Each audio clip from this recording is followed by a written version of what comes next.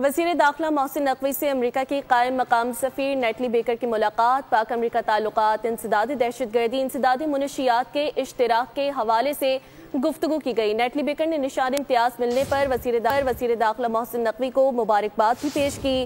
कायम मकाम अमरीकी सफ़ीर का मोहसिन नकवी के लिए नेक ख्वाहिशात का इजहार। अमरीकी सफ़ीर की पाकिस्तान में सैलाबी रेलों से जानी नुकसान पर इजहार अफसोस। हमारी तमाम तर हमदर्दियाँ जांबाक अफराद के खानदानों के साथ हैं, ये कहना है अमरीकी सफ़ीर का। इसी हवाले से मजीद क्या तफसीलात हैं और उनका क्या कहना था, ये जान लेते हैं। बोल न्यूज़ के नुमाइंदा खुसूसी सलमान आवान हमारे साथ लाइन पर मौजूद है। सलमान आवान, बताइएगा क्या कहना था मजीद उनका।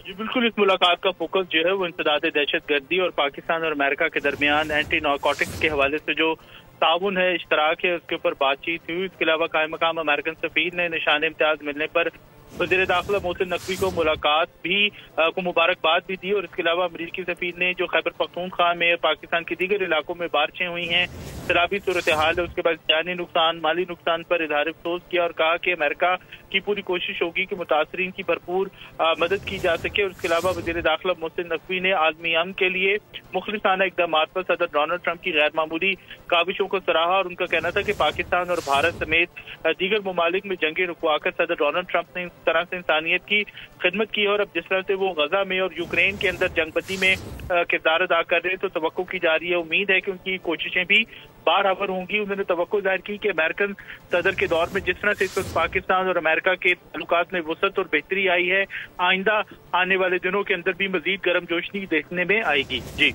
सलमान, तफसीलात से आपने आगाह किया, शुक्रिया। सब्सक्राइब करें और बेल दबाएं ताकि कोई खबर रह न जाए।